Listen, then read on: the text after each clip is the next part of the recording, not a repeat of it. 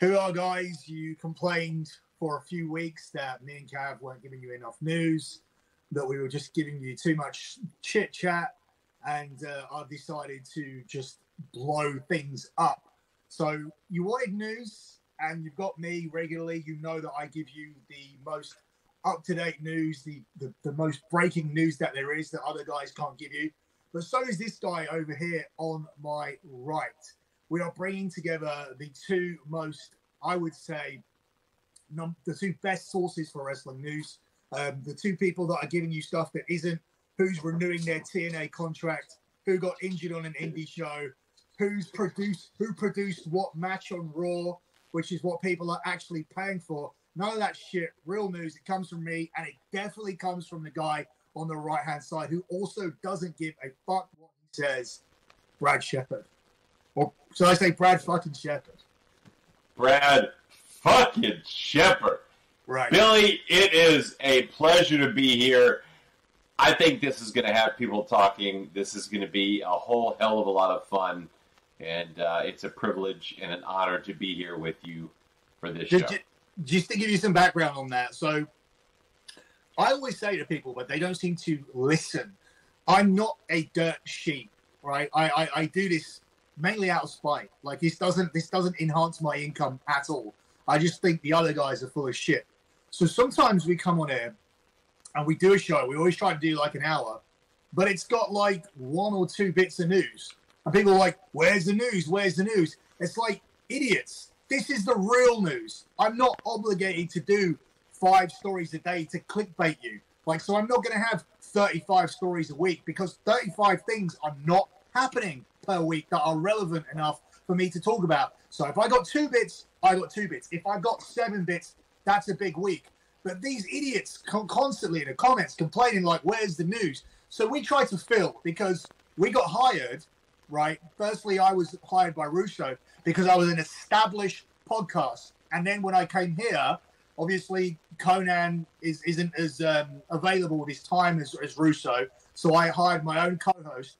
I got my other guy from the Dirty Sheets. They were like, who the fuck is this guy? Who the fuck is this guy? It's a guy from an established podcast. We haven't moved outside of the top 40 since 2016. So we didn't do that by reading pieces of news. We did that by filling and having a conversation, which, funnily enough people found entertaining to keep us in the top 40. It's absolutely, it's ridiculous. Do you find that ever, like when, you do a show week to week, and do you find people are going, just get on with the news, just get on with the news, just get on the news? Or your audience kind of more tolerant to the fact that you only drop shit when you really have shit to drop? Billy, I think that's such a great question because I wasn't sure at first, but what I really discovered about my audience, they want my take on things, like the important things that matter. The news, they don't give a shit about who's getting a fake push on a TV show. They want to hear the important business stuff that I cover, and they want my hot take on the things relevant to the industry. And that's it. They don't give a shit about, my Raw review and, talking about a 3-hour fucking TV show. Like, that is torture. Are you kidding me?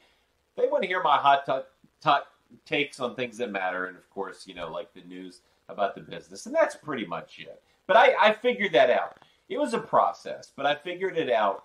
And I know what my audience wants now. And that's what I do. I stick to my niche. And has that come through when they want your takes? Has that come through establishing yourself for giving an honest take, whether it be offending this person, offending that person? Because you, like me, have, whether you were pushed or whether you got fed up of them, you have moved around from platform to platform trying to find a home. Like there's a lot of misconceptions because when you do the content that we do, and me and you have had a poor relationship previously because I feel like we rivaled each other in terms of, oh, hey, he's doing my shit and I'm doing his shit. And I want to be the only person doing that shit because if he copies my shit or I copy his shit, then it's not as good. Like you want to be like, do you get what I mean? But in that sense, the similarities are the fact that no matter how many times we get cancelled, should we say, which I'll talk about in a minute, the definition of that, we still end up moving our audience over and across. Yeah, my audience wants honesty. They want the brutal honesty. And honestly, Billy, the haters want to read it too. They won't admit it, but they want to watch me give the brutally honest take that will offend them. And sometimes your haters, they really are your biggest supporters because they follow everything you do. And I think with people like you, people like me, that is the case. But yeah, I know what my audience wants. They want that brutal honesty. And that's me. Like, I've always been like that. That's my personality, right? And so take it or leave it. I know that's not for everyone, but when it comes to pro wrestling and other topics, I'm going to be brutally honest how I feel. And I really don't give a shit whether you like it or not. But I'm going to be true to myself. What allows you to do that? Like, in terms of, I've spoken at length here on my platform and when I was on yours. I've kind of given a background in terms of what I'm not doing this for an income. Like, you've got these social climbers, your Saps, your Satins. Satins landed his like dream job now. Like, he got that little gig on Fox, which is why he was this kind of clean cut social justice warrior, played the game, pretended he was something he was not. We knew he was a backstabbing, slimy little fuck in the background because of the way he conducted himself. But as far as the WWE could see on whoever, he kept himself squeaky clean. We know the same thing for Sean Ross Sapp because of the way he conducts himself behind closed doors. He'll give you he'll taunt you with a DM or whatever. We know he's a prick, but he's still playing the game. What differentiates you from people? Because I don't look at you as someone who's genuinely trying to grow a wrestling audience for income. I look at you as someone who is happy to move around from place to place because you don't need this income like me. So can you speak about your background in terms of why you're able to do this content? Because you're not really putting yourself in a position to profit from this by having the confrontations and the move. Because look, you know how to play the game. I think you're intelligent enough to know how you can become the next Sap or Saturn or whatever, and have more subscribers or be quoted by No DQ or Raj Giri and all these idiots, right? But you don't go for that. So why are you not going for that? What allows you to be honest and brutal? I think what I've noticed the delineation is guys like you and me don't do this for a living. You know, we are not interested in being part of the business like the Saps, the Meltzers, and so on and so forth. We are able to be honest because we don't do this for a living. We do this for a hobby, right? This is not something we need for income to support ourselves. You know, I make a great living, so I don't have to do this. I do this because I want to. I do this because I enjoy this, and because I have an audience. And if tomorrow 5 people listen to my podcast and subscribe to my Patreon, I'm quitting that shit because it's not worth my time. I don't have to do it. But guys like Sap, guys like Meltzer, and so on and so forth, they have to play the game. They want to be part of the business. They don't want their access canceled by Tony Khan. So they have to kiss ass. They have to be disingenuous. And I don't. What you see with me is what you get.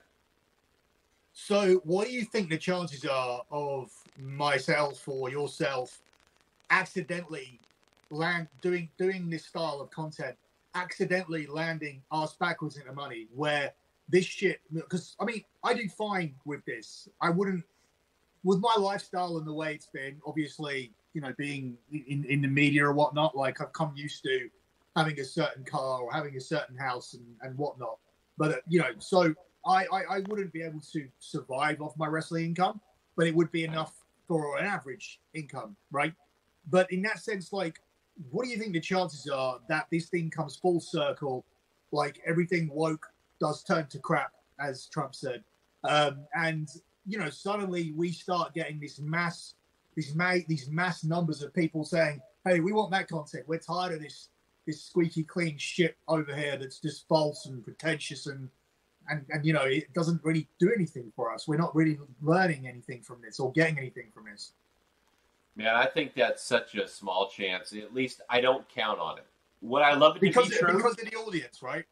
Right, absolutely. Right. I mean, you look at the modern wrestling audience today. What are they?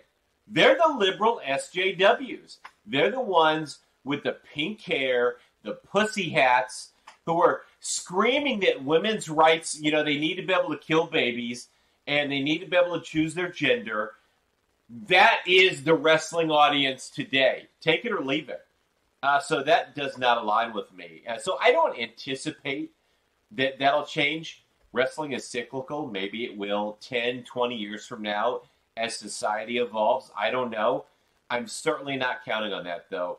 But guys like Sapp, guys like Meltzer, who are liberals, who portray these ideologies that are the popular thing to say on the internet, they're going to get that following. And the truth is, I could be disingenuous. I could say those things, even though I don't believe them, and get a much larger following. My following has been 100% organic, and I'm proud of that. And I will never compromise my beliefs, even if it means getting double, triple, quadruple the money, the following, whatever. I don't give a shit about that. I give a shit about spreading my message and being true to myself while I'm doing that. Take it or leave it. One of the two things, so I was talking about cancelled by definition, and everybody that's cancelled doesn't actually die and go into a hole and say that they're cancelled. I lost a verified Twitter account because of this fucking wrestling audience. Every day for a couple of minutes, I probably, when I go on Twitter, and I remember that I used to have 76,000 followers, of which a lot of them followed me off the back of being on Big Brother. I had a verified account for years. And when I started covering this shit, that's when I lost it. I lost it with the cancel culture, report everything, mass reporting, and that cost me my account. Obviously, the responsibility lies with some of the things that I said. Right. I don't particularly think that what I said should have got me cancelled. I now think 5 years down the line, what I said is proven to be correct. Women's wrestling will not draw people to the product. Women's wrestling does not deserve the time that it gets on television. There are different ways to utilize women. I said at the time, not everybody needs to be a wrestler. I have no interest in watching Lana wrestle, I believe I said. I said there's men who are actually paying money for women to watch women do things, but it's stripping and it's prostitution, which was the tweet that got me cancelled. But the bottom line is that I stand by every single one of those comments, and I think as far as business and everything goes, that's been proven correct. The ratings prove me right. The merchandise sales prove me right. What I said 5 years ago was right. And I saw it in my own eyes. I go to events. I don't know how much you go to, but I saw people walking out. It doesn't matter how much you tell me there's a revolution. It has to actually be a revolution. It can't be a revolution in name. If people are going to take a piss at that chosen time when the women are wrestling, that doesn't mean that there's any revolution at all. It means that you're bringing yourself in line with what is expected culturally in the mainstream, which it was, and that's what they're doing, and that's why I said. But so you can talk about that for a second, because I don't want to move off that point, because I want to get back to women's wrestling, and then I'll talk about this cancel thing. Yeah, so let's just make it real clear. Evolution, if it was a success in the eyes of WWE, there'd be an evolution too. Period. End of story. Mm-hmm. And I talked with a source in WWE who's high level about this, and that's the information I received. Look, if Vince, if Stephanie, of course at the time, if they all believe that Evolution was a success, this will be a show going forward. It happened once. The tickets were $5 or $10 going close to showtime, and you never heard about the motherfucker again. How many times do we have to watch, the women forced into positions they haven't earned, whether it's the main event on Raw, main event on a premium live event, whatever the case may be. So are you saying when Vince was there, he was putting in positions where they had to earn it? Yeah, and by the way, This is a TV show, Oh, not man, every. You missed the joke there when I said. Yeah, I think that went over your head like completely. But anyway. But by the way, Billy, I mean, it's like you can't say that women's wrestling is not as good as the men's wrestling. Even though, if you're being honest, if you're hooked up to a lie detector machine and you're asked, is women's wrestling as good as men's wrestling? What are you going to say? You're going to say no. If you say yes, it's going to go boom, boom, boom, boom, boom, boom, boom. Because you're fucking lying. Because everybody with at least one good working eye can see that women's wrestling is an abortion. It's not very good as a rule. And it's like, I'm not going to pretend it's good just to make people happy on Twitter. But people like Sean Ross Sapp are. And they're going to cancel me for that. And I don't give a shit because I don't do this for a living.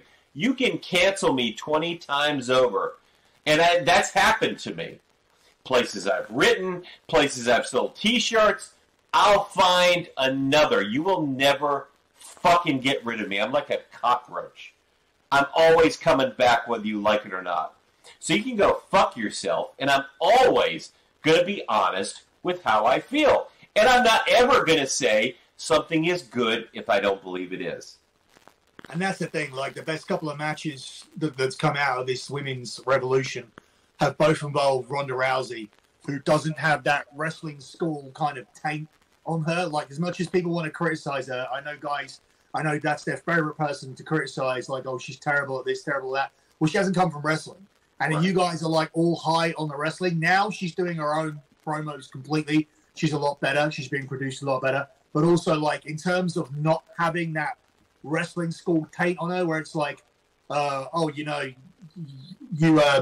you run off the ropes like this, you sell this way, you do this, you do that. No, she went in there to have 2 matches with Charlotte where they just straight up beat the shit out of each other at Survivor Series. And the last match that they had where Ronda won the title at WrestleMania Backlash, they were proper like matches which didn't have that whole women trying to be in the same wrestling school as men, copying the men, and not having the athleticism to look like they know how to. Women can't run the ropes. Women can't sell the same way.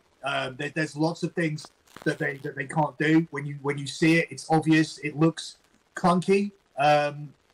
But you can't say these things. I can say these things because there's no consequences for me. And I was going to say, I'm fortunate over the last 3 years to have, from the Dirty Sheets, to have Vince Russo hire me, who received numerous complaints, including Sean Waltman writing identical emails to both Conan and Russo, saying, "I'm finishing the email by saying, I can't believe you work with this guy. I'm really disappointed in you. I'm really disappointed in you, Vince. I'm really disappointed in you, in Conan or Charles." So yeah, I mean that's the point. I've been with people who have stood by me through the emails. Raj Giri didn't stand by me. Sportskeeda didn't stand by me once the floods of complaints started to come in. Russo did, and Conan did. So I think if you're ever looking for a place, I know you're doing your own thing now. Like if you're ever looking for a place where 2 guys will back you in the face of complaints, like these are 2 people that will. Conan and Vince are very cool like that, and I've been able to ride out a whole ton of complaints on both of these platforms. So getting back to that, and then getting round to people that have cancelled you. What is cancelled? Because nobody dies, as I said. You just said you keep coming back. I consider myself cancelled when I lost that verified account. I consider myself cancelled when I was on the Dirty Sheets. I consider myself back into wrestling when I was on Russo's show. What's your definition of it? Are you cancelled right now? Are you back when you end up on what's considered to be a major platform? Like, what's the definition of this cancelling? So canceling is when you lose the ability to make income, to make a living or to make income on something you do because of an opinion you have, right, that's not politically correct, or that the mob, so to speak, the woke mob, doesn't agree with. And again, I went through that. When I opened a T-shirt store with pro wrestling tees, I had that, and the next thing you know, that's being canceled. And they're emailing me and saying, because of your opinion, essentially, of Brody Lee, because I said, here's a guy who, hey, tragic death, it's sad, he was young, but this was a mid-card pro wrestler that AEW fans are pretending was some Jesus-like figure. That's a little weird. Yeah, so I took exception to it too. The greatest TNT champion of all time. Didn't he win it and have a few defenses, and Cody came back and beat him over a course of what was a 6 to 8 week span, right? Yeah, absolutely. Yeah. So it didn't match reality, so I called that out. And that created a major shitstorm. That got me canceled off of Hameen Media Group. So my podcast at the time, Brad Shepard Unleashed, was on Hameen Media Group. Ben Hameen, obviously you probably are familiar with him and the history and the whole deal. But Ben canceled me because of my opinion on Brody Lee, and it received a lot of backlash. Here is a guy who says he's a free speech warrior. Yeah, I was going to get to him. We'll get to him. Yeah, we'll get to it. But it's like, again, here's this cancel culture. You've got the wrong opinion, so we're going to take away your opportunities. We're going to take away your income. You don't deserve to make money, to be successful, because you don't go along with the groupthink and you don't have the right opinion. It's a fascist ideology. So I was working I never appeared with him. I was with him on Russo's show. He was one of the people who were actually saying, because I know from Disco that, he wasn't supportive of me coming on there. He was like, do you know the background of this guy? Like, this is going to cause a lot of shit, whatnot. So I never ended up doing any shows with him. I think he was happy when I moved on from Russo. And then suddenly we had this incident with me and Sean Ross Sapp, and he's there doing bits on it on his show saying, oh, these are two losers, and these are two guys that don't know how to fight, blah, blah, blah, etc. So as I said on your show, like, first of all, this guy's a fucking moron. Like, I don't understand what he's done in wrestling, but if I don't know about it without having to dig super deep on it, it's not really that fucking important. He's no way near as important as he thinks he is, right? That's the first thing. Yeah. Second of all, when you're sitting there and calling me a geek and all this kind of shit and two fucking dirt sheet guys, I'm not a fucking dirt sheet guy. I earn about 2% of my income from doing this. I've got 14 fucking years in the media, right? I came off a reality show that was watched by 8 million people. And when I say these 8 million people, in my age category of what would be like 18 to 45, like it would have been, the audience of those 8 million people would have been 95% of that. So yeah. I walked around and was known by nearly everybody when I walked around for that time. I was able to generate money from that through appearances, through stories and whatnot. And then I was called, because of like my persona, I was called back to talk on the show for years and years and years. I've then appeared on other TV shows. I've been given TV shows to present. I got a job on a major fucking podcast about sports gambling. This is not my fucking job. Your small little wrestling bubble brain thinks that I want to be a fucking dirt sheet writer. As we said on the top of the show, this guy here on the right, he knows how to play the game if he wants to. This guy was talking about, oh, this Billy Barty. He even mentioned you as a way to attack me. If you, I don't know if you've seen it, but he was going, oh, these guys, they're always going to be at the bottom of the barrel of this industry. I don't give a fuck about this industry. Right. I'm bigger than you in this world. There's a world out there, right? There's a world of content. My content is listened, whether it be my wrestling content or whether it be my gambling content. My voice is heard by tens of thousands of people a week. So I don't need to impress you or rise up or impress these old farts in this business. I'm not trying to impress you. I don't care, Bin Hameen, about this kind of shit. And for you to, and for me not to throw a punch, it would be the stupidest thing to possibly do. Number one, I was on camera, which I've already spoken about. Number two, for 3 years, the guy walked away from me and didn't confront me at any other event until I was there with my kid 4 hours before SummerSlam. So even if I'm not arrested, if I'm not charged with anything, the questioning and the arrest would take place before SummerSlam happens. Also, in addition to that, which I didn't say on your show, which I'm comfortable saying now, I have a how do I say this without getting in trouble? I have a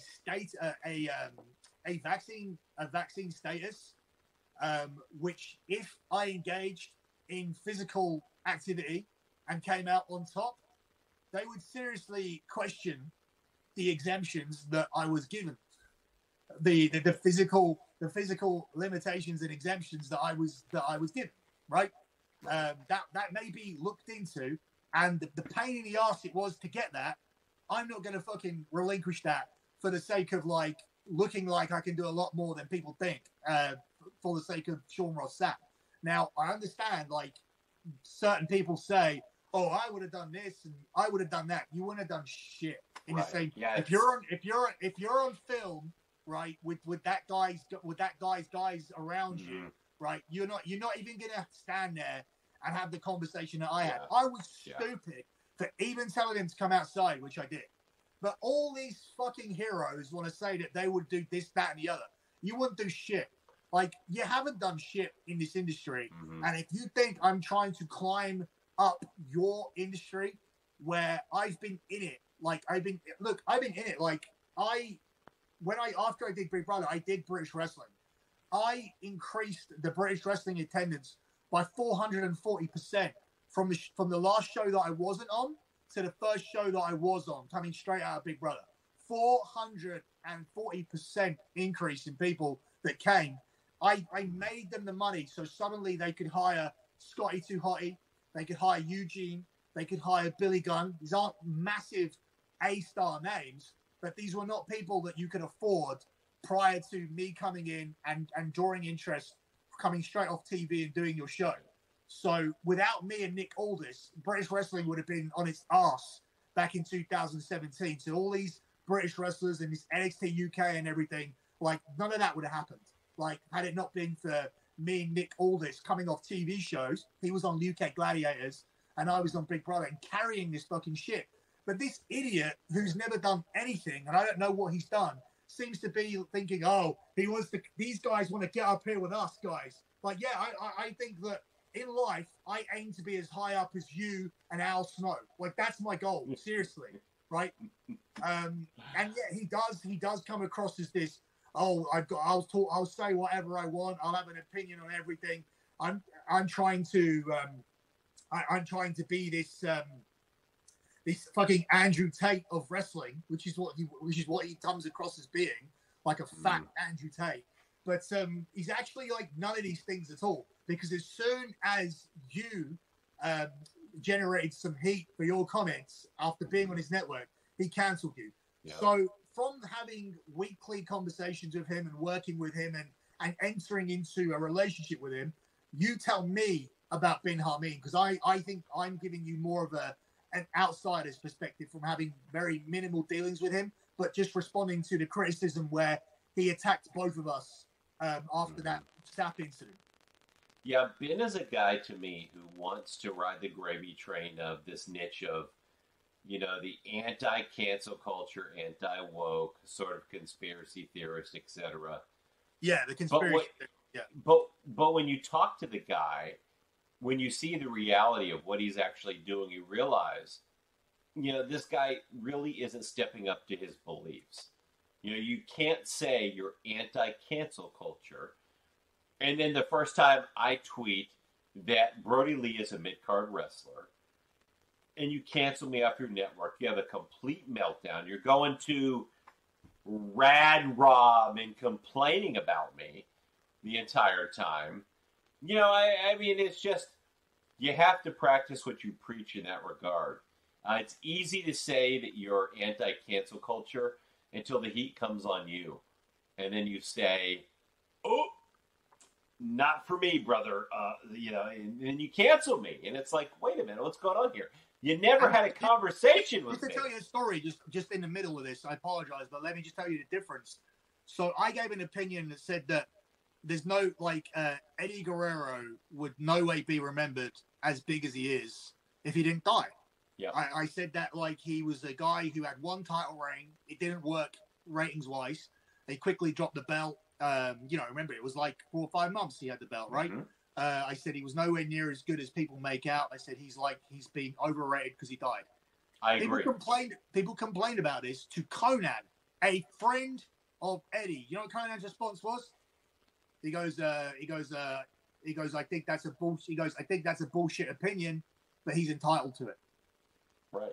Imagine that. And that was the end of it. He squashed it. He disagreed with not what he said. He said he thinks it's a shit opinion, right? But he said I was entitled to say it. And he knows the guy personally. I don't know. I don't remember Bin Hameen being at Brody Lee's deathbed and holding his hand. Not at all. Ben, it almost seems like he kind of pretends to be friends with these wrestlers. And I get, he's worked his way into booking an indie fed or whatever, but the guy, I never heard of him, honestly, before he latched on to Vince Russo. Had no idea who he was, had never heard of him. So he benefited greatly from joining Vince Russo. Of course. He's just not that interesting. I mean, he wants to pretend he's interesting, but he's just not that interesting. I can tell you, I saw Ben Hameen's podcast download numbers. I saw them. How do I know? Rad Rob himself was a producer, on Hameen Media Group. Is this the pedophile, Rad Rob?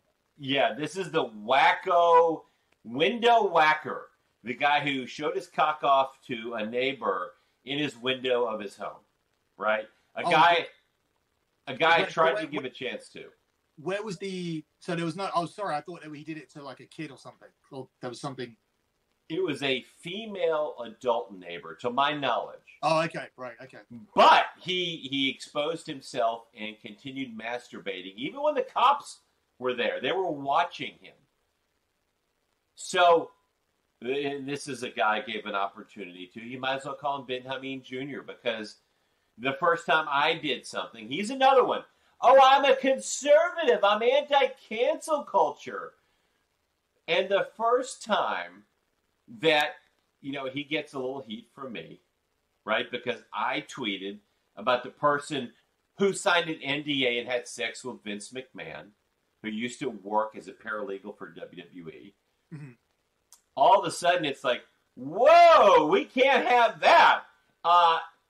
So he's wishing me a happy Father's Day on Sunday. On Monday, he's emailing me and saying, I'm canceling you off the Great Rad Rob Radio Network. So, there's this pattern of conservatives who are weak-kneed pussies, right? They want to be anti-cancel culture, but the truth is they're just not strong enough when the heat comes for them to stand by their principles. And so that's what I saw with Ben. And so Ben and I had a conversation after he canceled me. And again, Ben didn't tell me this. It's not like Ben came to me, we had a conversation. He told Rob Francois this, Rad Rob, right? And that's how I found out. And so I told Ben in a direct message after finding out, you got to figure out if you're going to be the guy who's anti-cancel culture in theory, in talk, or if you're going to be the guy who stands by his principles. And then I said, get your mop bucket, motherfucker. That's what I told him. Okay? And I didn't talk about that. I didn't brag about that. But I was letting him know real direct how I felt about the situation. And so we've just got this pattern, and it's in our movement, Billy, the people who have similar beliefs to us, right? that, talk about the anti-cancel culture and blah, blah, blah. But as soon as it comes for them, it's like, oh, God, what do I do? I'm so scared. I better cancel them. And Rob went through this. In particular, Rob started kissing Sean Sapp's ass. He went on social media. I saw the message that was publicly put out. That was embarrassing. That was embarrassing. Yeah. He threw me under the bus, Oh, Sean, let me buy you lunch, please, Sean, for SummerSlam weekend. Sean, you're the greatest of all time. And then Sean said, you're lucky I don't fucking kick your ass. It was great. It's like, if you haven't learned your lesson by now, these people are not your friends. They're not ever going to be. So pick your side and support the people who have similar beliefs, right? And I think that was a lesson for Rob. It's got to be a lesson for Ben, if he really believes that stuff. And Ben complains, and Ben told people that I'm the reason he hasn't gotten opportunities in pro wrestling. That's literally what he has told people. It's not because of me, Ben. I hate to tell you. You have people that that have been on your network, that you're friends with at some point, that work for the NWA, right? That work for AEW. Yet you're never involved in this loop. And allegedly, of course, the consulting with WWE, you got that because of Vince Russo. So what have you done? You've canceled people who have similar beliefs that you do, while also talking about this woke mob in wrestling today. Ben and I have a lot of similar beliefs. That's the thing about it. But he's gone out of his way to attack people like you and I more than the people who actually have different beliefs than him. Or do you feel that a lot of people are playing the game in terms of they understand that there is this kind of woke mob out there, and they know that there's this alternative audience, and they feel like, okay, so there's enough subscribers to Meltzer and Sapp and Satin, and they have their subscription basis, so we're going to go the other way, but we don't want to go too far because we don't want to demonetize ourselves. So do you feel like there's a lack of genuineness to it in terms of they're trying to find a gap in the market instead, and it's really all popularity and money-based as to really genuinely being people who will stand up for these so-called beliefs?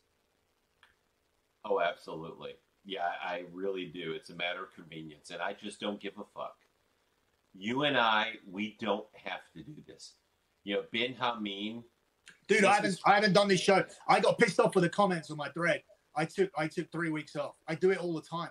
Like, people are like DM me, and then people DM me like, where's the content? And I'm like, well, respect the content that we do when we do it. Right. Like I don't need to, I always go and do my bit. I do my bit on Conan and Disco Show because I actually fucking enjoy it. Like, I'm not on any show at this point in my life. I'm so comfortable that I'm not fucking doing any content. Not one. Right. I'm not opening my mouth for 1 second to do anything that I don't want to do. Like, there's no obligation for me. Like, oh, this show's supposed to come out every week. I haven't put this show out for 3 weeks. Like, I was supposed to talk about the Clash of the Castle. I did, because I went to it as an attendee. I did it over on Conan's show. I didn't do it on my show here on YouTube. If I was trying to grow an audience, get patrons, do all these things, I would consistently be here every week, battle through, ignore the comments, or try to turn it around. I haven't made one single effort to turn people's comments around. I'm not going to make up news stories. I'm not going to front end my show with news so you can switch off after I've done it. Like, I'm not going to do it the way that other people want to do it. I want to do it my way. I'm going to do it as I've done it on the Dirty Sheets, a show with an established audience, which is why we're here.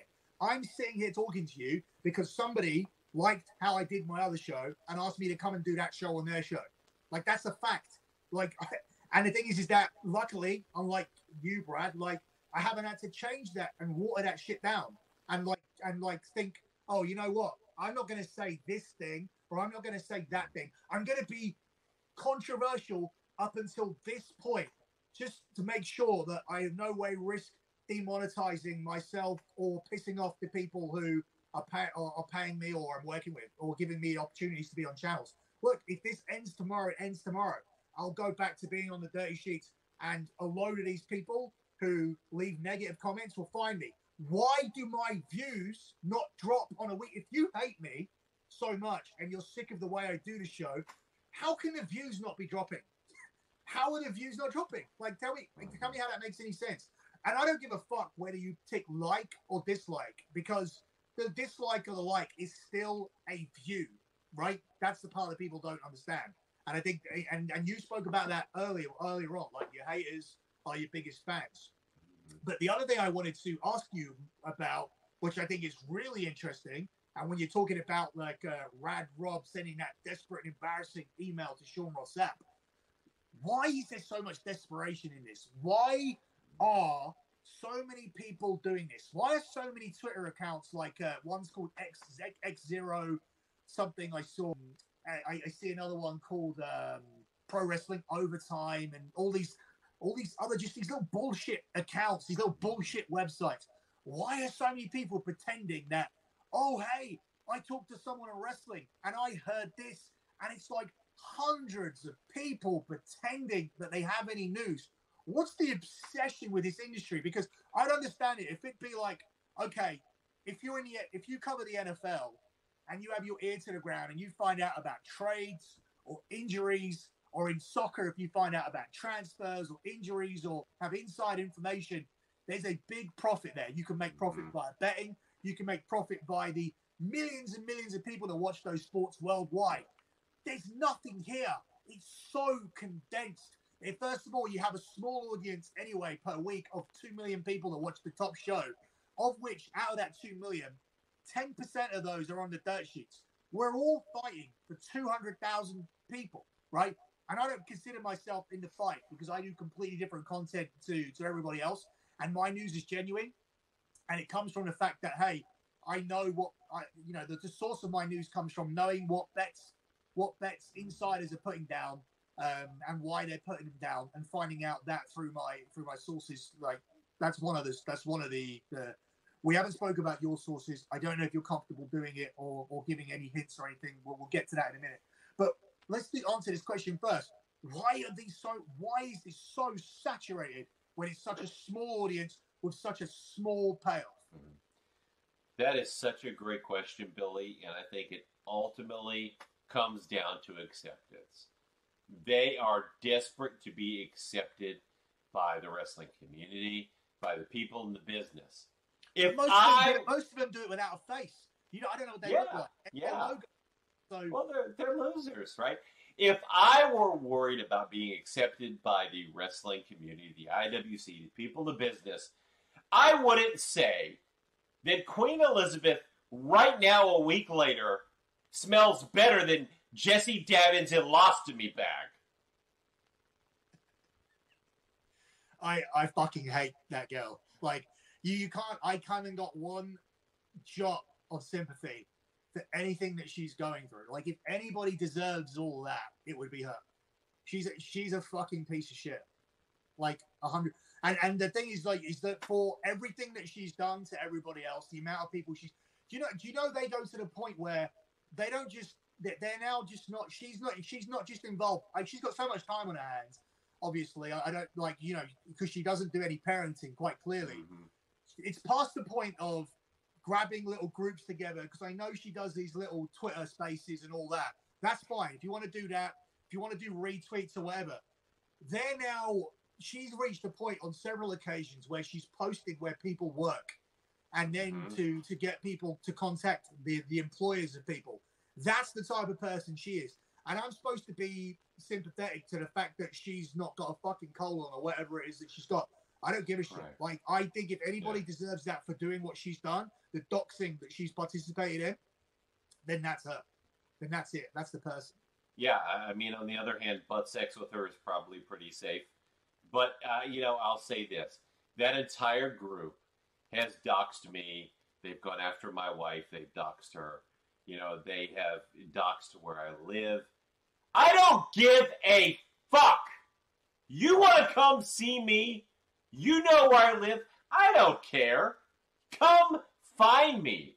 Because what you're going to be fucking doing is asking me for a fucking picture and nothing more.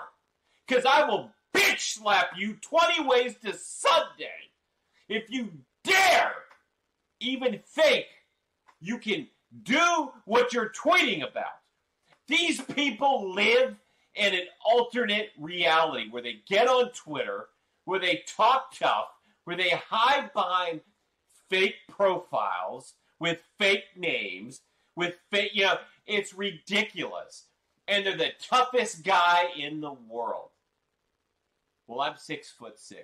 Come say that to my face. I fucking dare you. Do you go to shows? Have you ever run into an audience member? Have you met your audience? I have gone to shows and I've never met a negative person, but I've met the opposite, the positive. It's exactly what just happened to me when I was Starcast. I was doing I got upgraded, right, to a different seat and was given like an all access. So I had an all access pass, which was changed to a full media pass by a listener who worked for Starcast, a high up who had the authority to do that. So this whole bullshit story that come out where somebody's like, oh, you're not supposed to be backstage here. Well, that was because one person who's like on the SAP side of things saw me there and was like, oh, you're not supposed to be here. But it's like, well, dickhead, someone higher than you loves our fucking show, loves me like a lot of people do, and said, oh, hey, Billy, I love your show with Conan. I love the way you fucking give it straight. Here's a better seat to go and watch Ric Flair's last match for you and your son. That's the facts of what actually happened, Brad. Like, so, that's the thing. So I met nobody. And to be honest, there's two types of audience here. There's this Conan show is very weird. Like, when you're on Russo's show, it's very much all people that think like that. Here, it's like, you get a lot of people who want like, a straight up opinion. And I met a lot of these people, and they did look hygiene, like, looked like they did look like they took care of their hygiene, and they didn't look particularly overweight, balding, all that kind of shit. Everybody I met wasn't like that. I met one guy who was actually selling pictures that he drew, selling prints that, like, great artist. He listens to the show, very talented person. I ran into him. I ran into a couple of guys that actually were working on the Starcast event. I ran a guy that runs a very successful business that I actually hung out with, two guys. And for me to hang out with people with my son, like wrestling people, they have to be cool. Like, I'm not going to expose my son to that. I may do it out of politeness. Yeah. I may be like, oh, let's have a drink with my listeners or whatever. But I wouldn't make my son go through it. My son gives me the out. But these guys were super cool. This guy was super successful and super normal. So his name's Click, by the way. I'll just give him a shout out. So that was my experience of it. I didn't get any of those hostilities at all. So yeah, I was just wondering whether it's a case of you think that people will abuse you and still ask for a picture, or the ones that like you will come up to you, and the ones that don't like you will just walk away. Like, because I feel, that the ones that don't like you will still, to your face, come and say they do like you, take your picture, things of that nature. Oh, for sure, because they're pussies. Right. If you don't have the guts to put your name behind what you do on social media, you're a bitch, right? And so that's what I do. When you think Brody Lee is a mid-card wrestler, when you think Johnny Gargano is a fucking little midget that doesn't belong in WWE, when you think women's wrestling is the shits, and you put your name behind it, that says something. Are you listing three things you've got heat for? Three things that I've got heat for? Because I listed the same. I've said it, I got heat for the Johnny thing. I had a whole argument about it. Like, literally, we're coming down to Disco. Disco actually argued that sometimes people want somebody who's very polished and can do the backstage skits without loads of takes and things like that. He tried to make a defense, not for him to be a main eventer, but for why he was hired completely. My argument was that we're being inundated with these hires. And yes, I want sort of to transition onto the modern day product. I'm not going to say it's not better because under Triple H, it has been better. It has been more consistent in terms of telling stories and arcs and things that were missing before. You know, in terms of the disorganization doesn't seem to be there. But I find that that is a disappointing thing to be given credit for. If that's the highest, my disappointment is that that's the highest level of credit that I could give him. Now, we all knew it was a shit show while Vince was there. But as old school fans, I don't know how long you've been a fan for. I've been watching since 1991. But as old school fans, a fan of 31 years, I always thought that once Vince goes or dies or whatever, if it does go to Triple H, or if it gets purchased by, if it came via a purchase, be it Disney or NBC take it over or whatever, then we would be seeing a very different product. We'd be seeing the next evolution of wrestling. Now, we've now seen that Vince has handed it on. We're seeing what it looks like. I am disappointed. And this is where people they don't have the capacity to really listen to the words that you are saying. It is better than Vince, yes. I have to make that clear over and over again because people are so fucking stupid. It is better, but for somebody who waited 10 years, the product's been bad for 10 years, right? It's not been where it should be. For someone that waited out 10, 11 years to say change is coming, somebody's going to buy this, Vince is going to step down, something's going to happen, and then we're now seeing it. For me, It isn't different enough. I'm disappointed by the change. Is that not okay to say? Well, it's okay to say because it's true. It's honest. There are things I like and things I don't like about Noseman Paul's creative direction. And by the way, if you just say Noseman Paul, they get very triggered in the IWC if you say that. Because he's loved as some kind of evolutionary person who changed the business. Where what I still see. Oh, so I watch Raw now the next day, right? Mm-hmm. So we use an app called I can't show you because I'm using my phone. So I watch it on BT Sport, and when you watch it the next day on BT Sport, to skip the adverts, it comes into chapters. And when I go to chapter 1, which is entirely Bobby Lashley and Seth Rollins, and it says that match is 33 minutes, I don't care how good it is anymore, because everybody can go. Because of NXT and the system I say that, but we see some shit on AEW, which is awful. But everybody can wrestle competently in the WWE system, right? They don't need to do all the nosedives and everything like that. But we know that they can solidly go. We know Rollins and Lashley's going to be a good match. We know that they're going to be able to sell and everything and whatnot, and false finishes, etc. But I can't sit through that for the whole show and every single week. No. I'm on my phone. I'm skipping the first 7 or 8 minutes because I know there's going to be an ad break and they're really only going to step it up afterwards. And my son, who's 11 now, is even less interested. Now, the one thing that I don't think WWE are in touch with, because even with Triple H, who has his own children and whatever, they still all grew up in a wrestling bubble. You need to talk to an 11-year-old who is interested in YouTube, PlayStation, TikTok. My son is watching videos from Andrew Tate, who he loves, who he knows who Logan Paul is, he knows who KSI is. But the thing is that through my son watching highlight, he doesn't even watch a load of soccer games with me for the full 90-minute period. He'll still watch highlights. Kids want the highlights now. Like, kids want your drop off of these, your fan creation that you want to do by going to this PG rating of trying to grab and capture the entire family. You want the wife, you want the son, but now you want the daughter. There's no plan for the fact that at 10 or 11, and I've witnessed it, the interest drops. Does my son still keep up with it? Yes, because he wants a connection with his dad. Like, we connect through the wrestling, and he doesn't want it to be a point where I say, oh, hey, there's an opportunity I want to go to WrestleMania this year, and I want you to come with me. He wants to go on that trip. So he'll watch on YouTube and he'll keep up to date what's going on. But they no longer have an 11-year-old who watches the 3-hour version of Raw. They lost that. They lost that 2 years ago.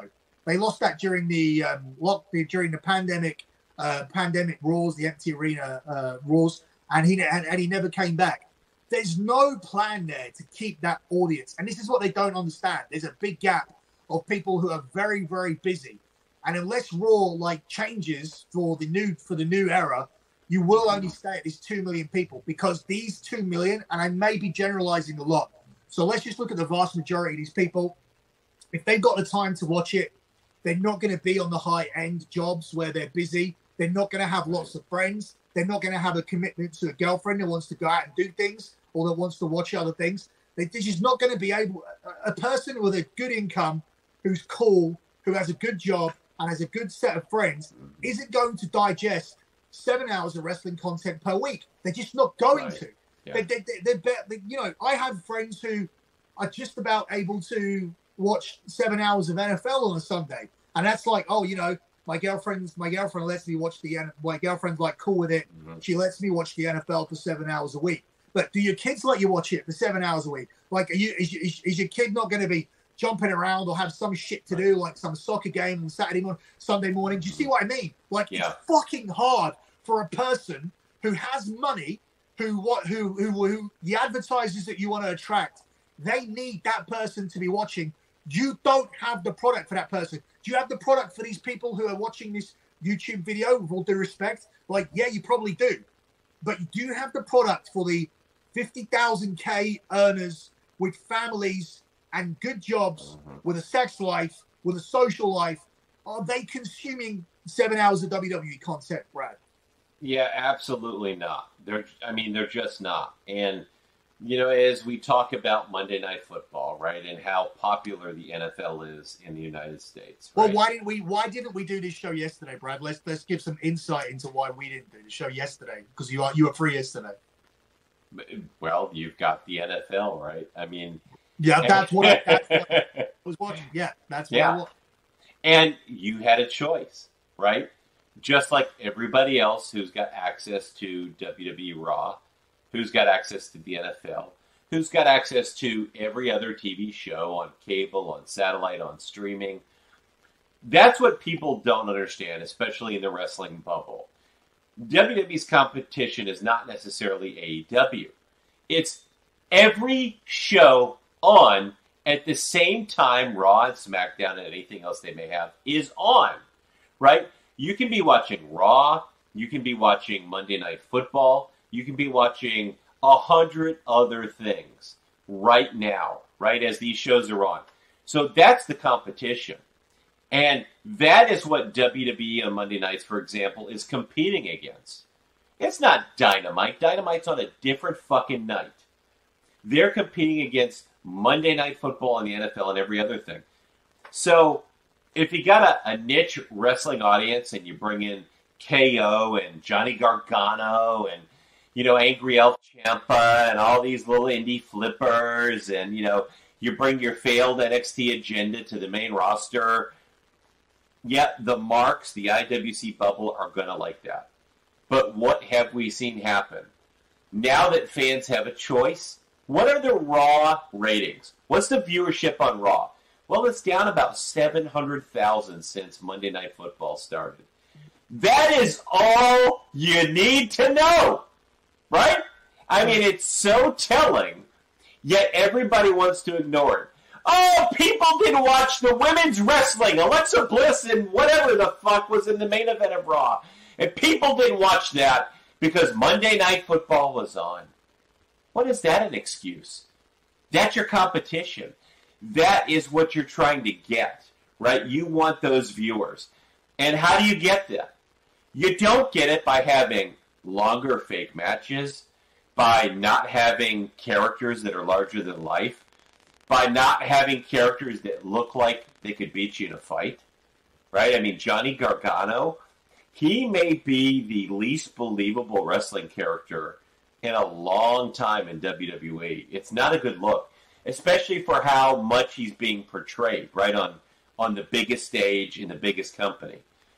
I don't get it at all, and that's Noseman Paul, right? That's that NXT agenda. He's got his little buddies.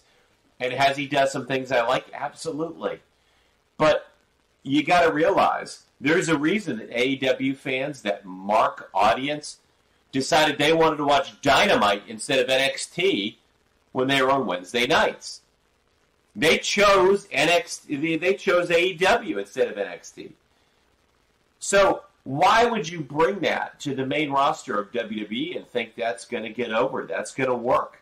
They're going to be stars. That's never going to happen. A casual audience is never going to buy that. I had a conversation with someone recently in a store, in a bar, and it's like, you watch this product. Your average guy drinking a beer, not your Mark Wrestling fan, not the guy who watches Raw every single week, but someone who casually watches or hasn't watched it a long time.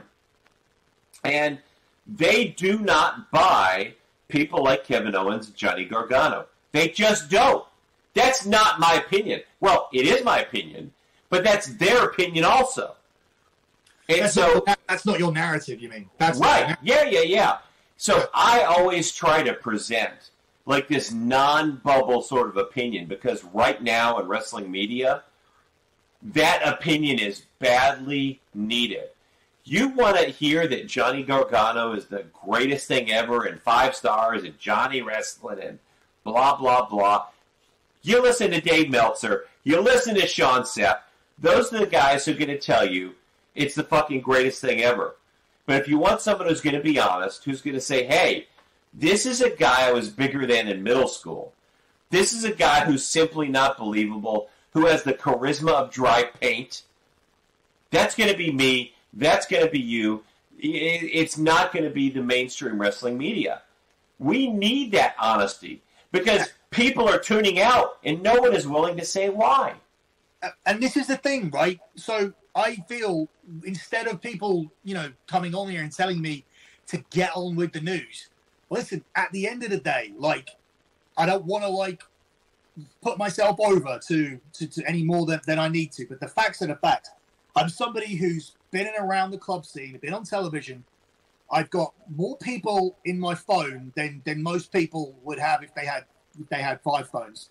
So, it's full of people, and through the amount of people that I've met, be it at wrestling shows or through social interaction or whatever, I know that other audience. I know this audience too. I do a podcast with my colleague called Cav. I used to do it with a guy called Nick, who doesn't watch as much now because he has family commitments and work commitments. There's a lawyer who lives by me. He comes around my house and watches pay-per-view. I have an 11-year-old son. I know a model, a model called Hope Brooks.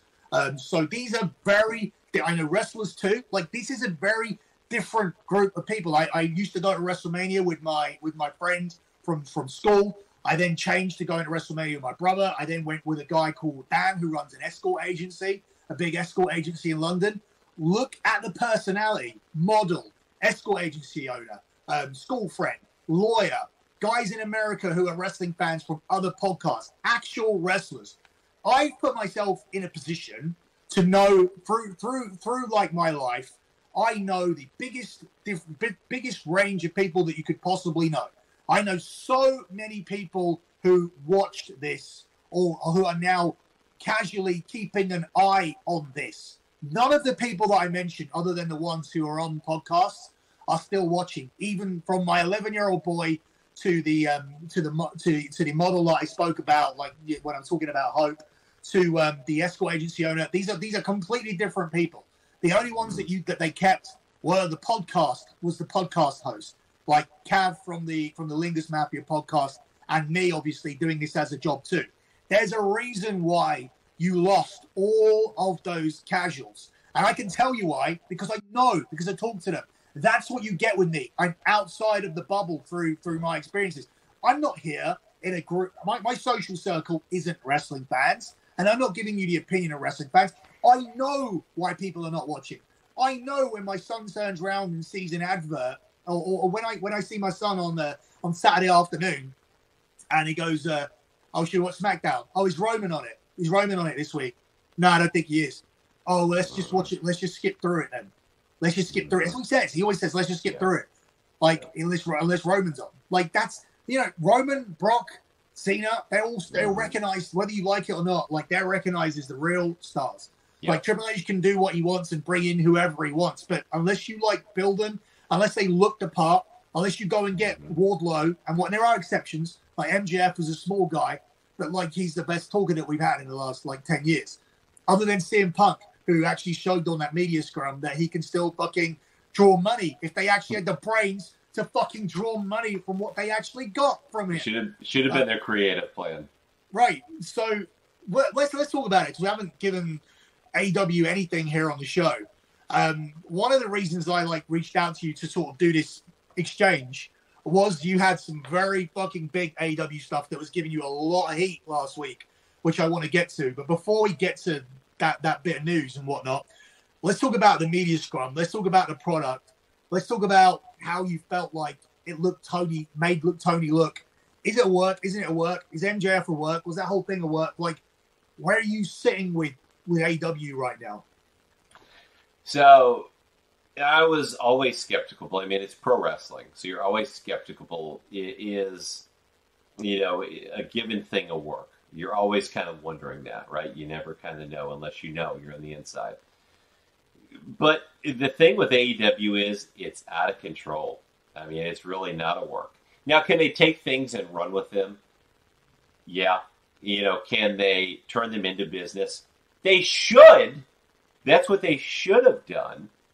And have they to some degree? Probably.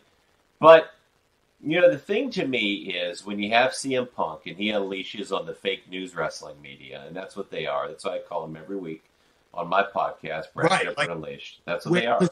Because I said to Joe Feeney, who does all the technical stuff, let's get me into the media scrum and ask a real question. He said no chance.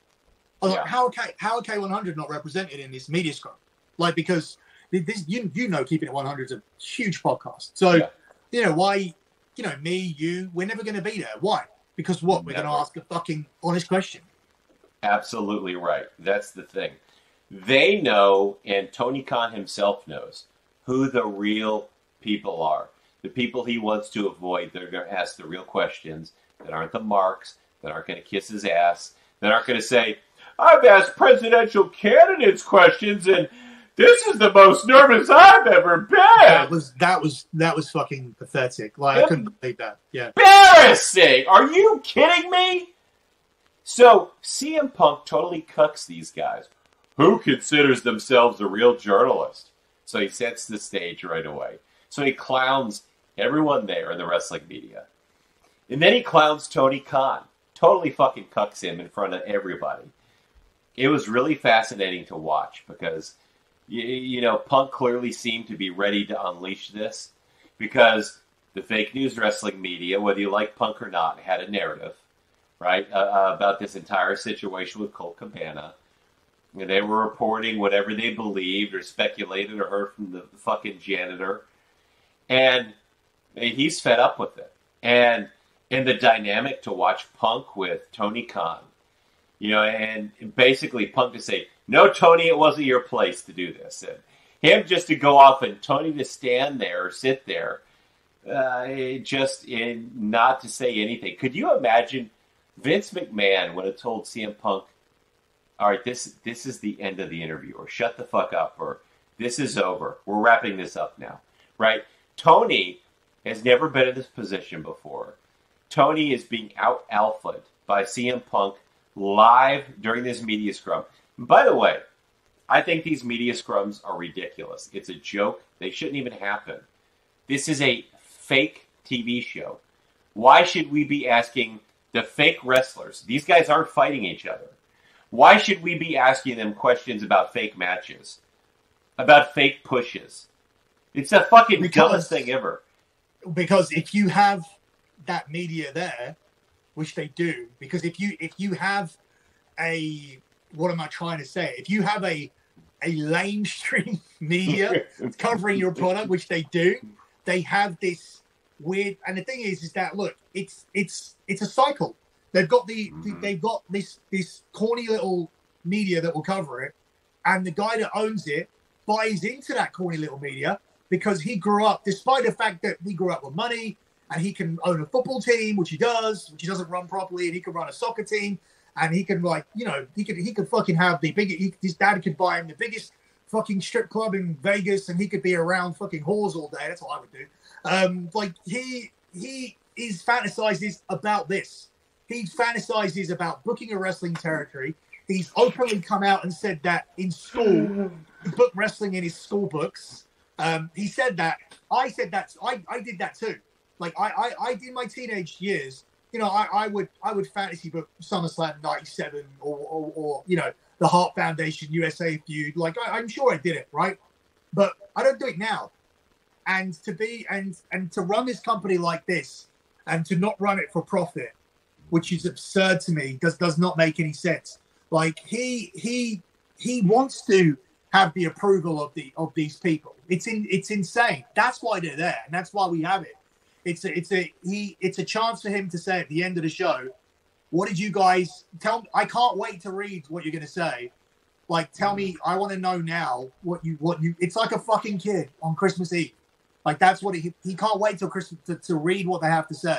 He wants to know immediately. He wants instant gratification from these people, right, face to face, about how they felt the show went. Like that's what it is. It's all for him. Mm. Well, I mean, he's at a Jacksonville Jaguars football game, and he is booking a wrestling show. That's a thing he actually did. So this is a guy who is a wrestling mark first, right? He just is. Whatever you think of it, that's what he is. And so that's his approach. And so you got the boys coming in, right, all the talent. They realize this. They're not stupid. They can smell it a mile away, and they take advantage of this guy. And so that's how you end up with a locker room that you can't control, because you're a wrestling mark instead of a boss who's managing talent and properties and money. It's just like, and Oprah, and you get a car, and you get a car, and you get a car, and you get a car. And it's like, you get $1 million, and you get $1 million, and you get $1 million, and you get a contract, and you get a contract. And it became all ex-WWE. That's what AEW became. And he lost his way of what they were supposed to be. And he's not the only one. Chris Jericho is another one who I see that I think he's had an exceptional career, but he's damaged that in AEW. I mean, what he's doing right now and the negative things he's saying about WWE, it just feels it's ridiculous. And I just feel like Tony Khan has got to get control of that ship. It's completely off the rails. And I'm looking forward to talking about some of those things that we're going to talk about in a little bit regarding that.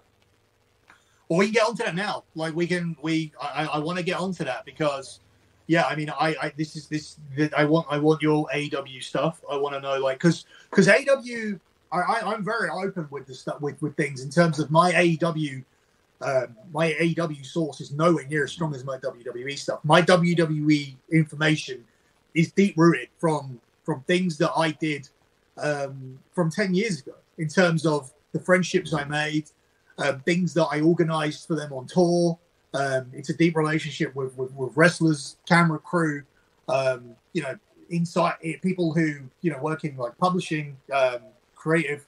It's in so I've got my fingers in pies across the board across WWE. I can sometimes when I think something sounds fishy, I can verify it. So like when someone like Karrion Kross is upset with me and wants to talk to me about it at a convention, I can say to him, "Hey, look, I got it.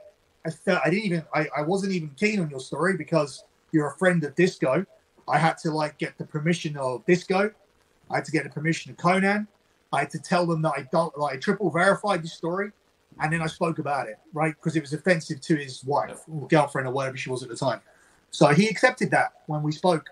So this is the thing with me with WWE. I have no doubt whenever I say things, when people turn around and say, oh, maybe Roman's going to lose it to this guy, or maybe he's going to lose it to Brock, or maybe Drew McIntyre is going to win in the UK. Nope. I say nope. I say he's going to Mania. They're desperately trying to get The Rock. They want The Rock. They want The Rock. They want The Rock. He's not going to lose till he gets to The Rock. Keep saying it. Like, people can put all these different stories out. They can say that Cody's going to replace The Rock. Can you imagine that Cody actually did replace The Rock in after all this time, and it was Cody wins the Rumble. I mean, Cody could win the Rumble, and they could find a different way to split 2 titles, no doubt.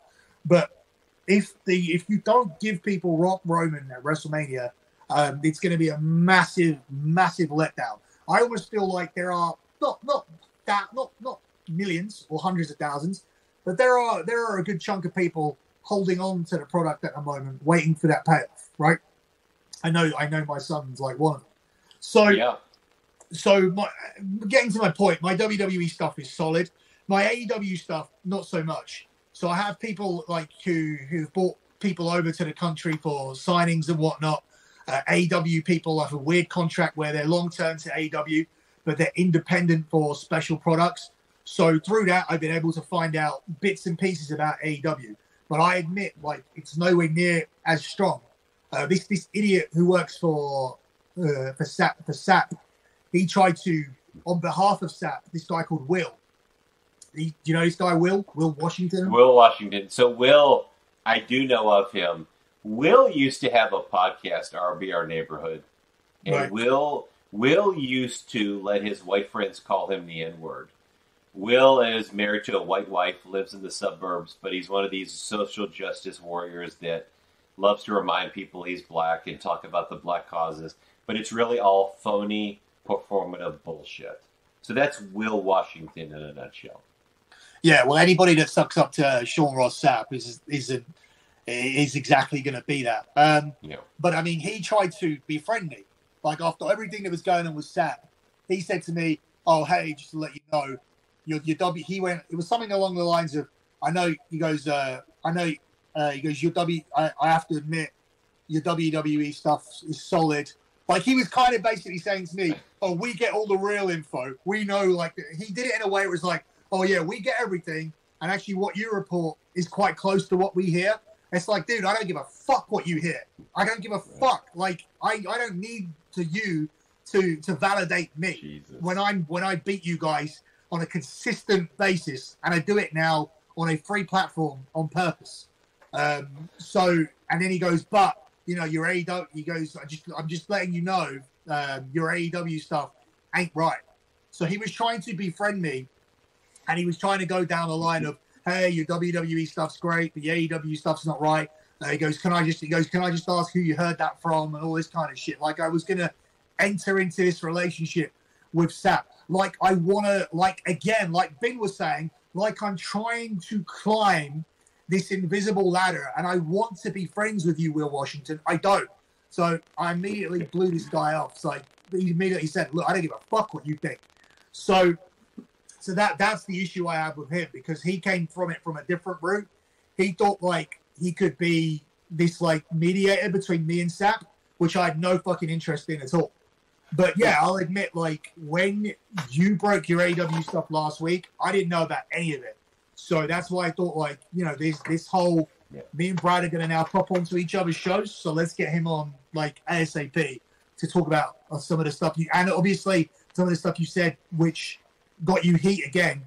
And I think some of the stuff you said, had you been working with Ben or Rad Rob, or was it Pro Sports Extra? Yeah. Where you were at one point, or I think you could have got kicked off again, but you're now safe. You're now safe where you are. So let's talk about it here, because you can't get me kicked off. So yeah, that's the thing they hate, is now that I'm independent, they can't kick me off. There's nothing they can do, and they get really mad when they can't. And you can't get me kicked off either. So yeah, let's talk about it. So AEW has been such a shit show backstage for a long time. You know, a lot of the stuff going on is not new per se. It's that the wrestling media, who is aware of it, has not reported it. You know, they've been afraid to report it because they're not real media, as we know. But they're afraid to lose their access, right? Those fake media scrums. You know, the access to the interviews with the talent. So they're not going to report those That's things. the only thing that's when they claim to be journalists, the media scrum is the only journalistic thing that they do. Yeah, absolutely. So they don't want to report that. So yeah, you know, there's a lot of things going on. We have this weird geeky circle jerk of validation. Tony validates them as journalists, and they validate him as a booker. It's like a weird little geeky circle jerk. Do you get what I mean? Mm-hmm. Like, yeah, for sure. Every one of them validates each other's place in life, mm-hmm. or in this industry. But see, men like you and I, Billy, don't need that validation. That goes back to the acceptance I talked about. They crave that. They need that. I don't need that in pro wrestling. I don't need that in life in general. That's just my personality. But they do. So they're not going to report, for example, that Christian has been having sex with Britt Baker. Just close your eyes. Apparently, that's what she's been doing. And so give us the background on that before you give us any more. Because because people are going to say she's with Adam Cole and Christian's married, I assume. So how does that come about? Like, obviously, I'm not asking you for who approached who about that situation. Yeah. But I mean, you wouldn't know. But how is that possible? So obviously, I think people know that Adam Cole has been out recently. He's been injured. I was told that Christian has been Britt Baker's mentor, whatever that means. And they've been really close lately and blah, blah, blah. And then the next thing you know, I am told from a very reliable source, and that's the only reason that I reported this, that they had sex. And I totally believe that to be true. And it's very reliable information. So, another thing I was told after the fact is that they have an open relationship. Adam and Britt, right? So, in Christian, we know Jay Rizzo. He's divorced from his wife. Okay. So, but that's the kind of thing when you hear it's scandalous and people are very interested in it. I mean, there's memes online going on about my report today. So it definitely resonated. But this is not new to the wrestling business. Like, this sort of thing going on in wrestling has been going on forever. It's not uncommon so much as it is just not reported, right? You're going to hear something like that from me, maybe from you. You're not going to hear that from Dave Meltzer. You're not going to hear that from Sean Ross Sapp on his fucking $5 paywall. So no, that's the difference. When I was with the WWE, when I was working with the WWE in 2007, like there was a diva there, a girl who had agreed to fuck, who was married, who had agreed to fuck 3 guys, but not at once. She said, "I'm not doing you all at once," and they all came down. Like they went. That one went up, one went down, one at a time. They all went up there and went, like, one came down and went, "You're next," and went up there. I remember this that's the kind of weird shit that's going on. Like there was literally a woman who got banged by 3 people consecutively and had agreed to it. It's not, the wrestling locker room is not what you think it is. No, absolutely not. And then I started hearing about this quote unquote drug floor at the Regency Hyatt in Jacksonville, Florida, where the AEW wrestlers and brass would meet and they'd party and they'd drink alcohol and they'd do drugs and they'd have a wild time. And again, I think if you're in the know, this is not going to be a shocking revelation to you. I think if you don't know how the wrestling business works, if you're not in the know, you're going to get offended by that, and you're going to think, wait a minute, there's no way so-and-so could be doing something like that. Well, yeah, actually they could, and they do, right? It's like, there was a recent conversation with Patrick Clark about main roster WWE talent doing cocaine. And he kind of alludes and hints and whatever, he doesn't really say. And I can tell you, I've been told there are talent that do that today, that work on the main roster, that are appearing on Raw, that have strippers back at their house, that have all kinds of wild parties. Like, so these marks in the IWC Twitter bubble, they are fucking clueless. By the way, they're the people, Billy, that are telling us laughably, that we have no idea what we're talking about. So this is the thing, and when I tell you that when people come to England and they say to me, "Hey, we need to know how to get this, that, and the other," or can you, as someone who lives over there, like these are the things that I'm alluding to. So there are things that people do, and let me say this in without in their defense, this has lessened a lot over the years, especially over in the WWE, from partying back in 2007 when even fucking Cena would be out and Cena would regularly, especially on tour, charge everything to his card, right? So like he's not who people think he is. Like obviously, I'm not saying this in a neck. Like he's Cena, but he's also likes to go out and he for me, I think he's the guy that's been on top since I've been covering this. He's the guy that was on top, who I think was the most popular with everybody else, because everybody loved John. And it was because of things like that. So that culture has reduced somewhat, but it still doesn't mean that people aren't doing it. And when I heard Patrick Clark talking, I knew exactly who that person was, and I know exactly who the people are that still do things. So, and I can imagine in AEW without having the people there, because look, I was involved in such activities, and I came out of a hotel room, and Charlotte Flair was going to the gym at 7:30 a.m. in the morning or whatever, and she was just like this. Because that's and when you have your Charlottes and your Seth Rollinses and your Becky Lynches and you get these people on the roster, it's a lot more minuscule on that side of it. It's kept a lot under bar. It's not a public party. Yeah, after a show, some people may order some like drinks in, or they may have some drinks in catering or whatever. But in AEW, this shit is rife and encouraged, which is the difference. Yeah. And when I hear someone like Punk say, I'm working with children and the EVPs couldn't run a target, I almost felt like, even before we spoke, that he was that this culture wasn't for him, that he didn't know that he was coming into all of this shit that he's against. Because he didn't even party.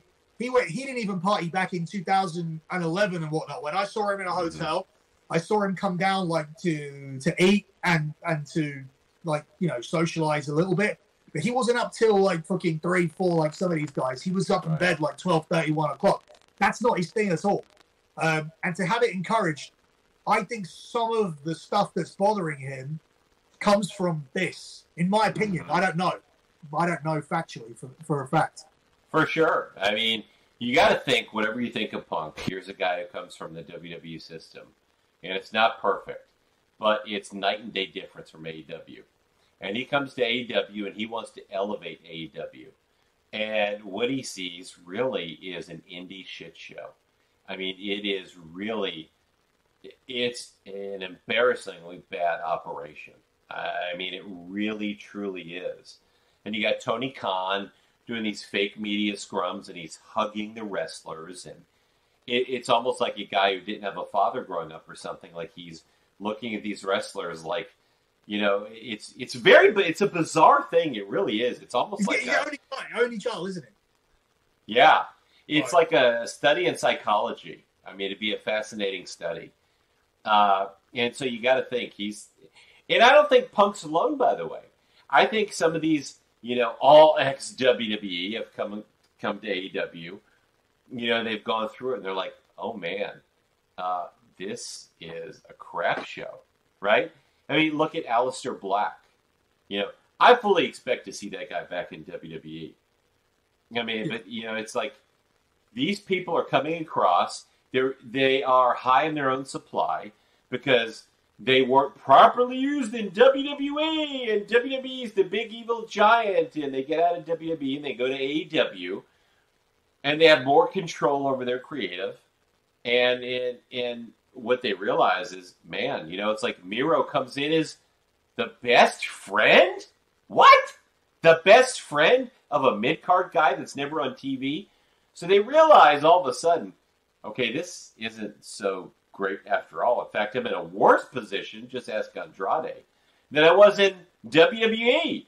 So then they have buyer's remorse. They're locked into these deals, and they want out.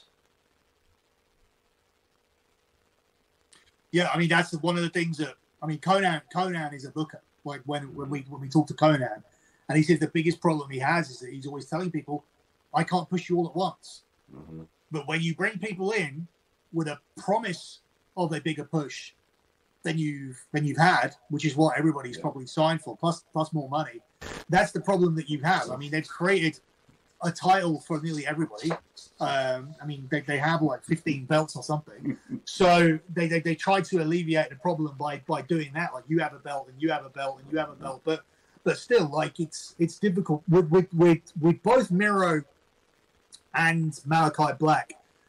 It's weird because I'm not one of these, these indie guys, these indie fans who think that everybody needs a push like Cesaro or whoever. See, Cesaro's a guy I'm not high on at all. I'm not high on Cesaro. I feel like he had his chances and they tried and it didn't work. But with Miro, when he was the heel Rusev, and when he comes in, I do see potential in him. With Aleister Black, with that character and the presentation of it, when he came in, he should never have given the win back to Cody. He won. He should have moved on. He should have been your homegrown main eventer. He should have been someone where, and I don't like Malachi Black. Malachi Black or Aleister Black aided in getting my Twitter account cancelled 5 years ago. So I hate that guy because he came out and was sticking up for women, and I was basically mocking him for breaking character. I was like, this isn't very dark and gothic of you or something. Like, so I was really getting under his skin, but I still call shit as it is. I don't like him personally, but I could see that there was a star quality there. The people were responding to it. His music was getting a huge pop immediately, and he should have been booked properly. So with those two guys, I see it. With Andrade, that's like a can't miss Mexican star. With Buddy Murphy, that is one of your flippy flops who can do the wrestling, can do the flipping, and can sell. And he looks good. Like, he has got a lot of muscularity, and for someone who moves the way he does. So I would push that guy because he fucking, like, he has the look and he can work. I don't think he can talk particularly well, but, like, we've never really seen him given a chance. So I think in there you had four guys who WWE did miss the boat on. But notice I'm not fucking saying Cesaro and Ruby Riott and everybody else, right? So people will let go for a reason. But in those four, I do believe they should have been hired, and there was a way that you could have booked them, especially Malachi. And they dropped the ball with every single one of them because they had too many ex-WWE talents to push. At the same time, they had to show they were doing something. I don't get it. I don't get the thing with Hangman Page. I think Danny Garcia is a joke. I can't believe he main evented the show a few weeks ago. I don't get the thing with this. I don't get the thing with this Utah guy. It's the wrong people that have been picked, like completely the wrong people to make this point. So I think it's a shit show. I don't think it's very good to watch. I think it's difficult to watch. I fall asleep trying to watch it every Wednesday. But yeah, what else? Is there anything else going on other than that? I mean, did that Brit Christian situation have any political ramifications, or is it just just a thing that happened? So I've been hearing for a long time about Britt Baker and her backstage, sort of locker room behavior with the women, and a lot of the women in AEW don't like her. She's a bitch. She's very rude. She's backstabbing. She's doing the political game, et cetera, et cetera. And this comes from being pushed, right? Because this is still a year before she went to AEW. This is a girl who did a squash match with Nia Jax. So this has to be because of the push and the extra money. Yeah. Right. Yeah, and she was just rude to everybody, and so she had a lot of heat amongst the women in the AEW locker room. And they, at one point, had gone to Tony Khan complaining about Britt Baker. And he basically sided with Britt Baker. One of her biggest deals has been her sort of very real life dislike of Thunder Rosa. That's a very real thing. And Thunder Rosa has been off. And if you believe it's only because of a back injury, then I've got some oceanfront property in Arizona to sell you. So, it's just, there's a lot of problems with Britt Baker and AEW. And a lot of people are puzzled by, the push of Britt Baker and what they're doing versus what they're doing with, for example, Thunder Rosa. They've actually gone out of their way in some ways to make her look pretty weak, pretty bad. So, there's a lot of drama in the women's locker room. A lot of it stems around Britt Baker. There's Britt Baker and Christian. So there's just a lot of drama in general in AEW. And, I just think a lot of it's been going on all along. Is it bubbling now and getting worse? Sure, absolutely. But it's been going on under the surface for a long time. And because it hasn't been addressed by anybody, because it hasn't been reported by the wrestling media, it's actually amplified the problem. And it's climaxed with, this entire deal with Punk and the Elite and this whole sort of ordeal. And now it's out of control. Tony Khan has got a roster that he's not in control of. How can you have a boss at any job and you go out there and you watch CM Punk cuck him like he did, which was hilarious, by the way. And then you're supposed to respect that boss and listen to that boss. He was totally clowned. So I don't know how he regains the respect and control of the AEW locker room, but that's what he has to do immediately. Is there any truth, so the Cody just got the AEW that ended up manifesting itself was completely different to what Cody had in mind. And likewise now, it's also not really the picture that Kenny saw. And whilst Kenny has loyalty to the Bucks, there's actually a part of him that wants out as well, because there's a lot of that I'm hearing, that there's interest there, and more so with Kenny than anybody else, as somebody that could be a surprise person that leaves. Absolutely, he has sent out feelers to WWE. That's a true story. Right. Okay. So it's a very interesting dynamic, and the Bucks have too, by the way, through Kevin Owens. So, but if they're the ones who are kind of, involved in this party culture and some of these backstage problems in terms of the creative and whatnot, why would they want to?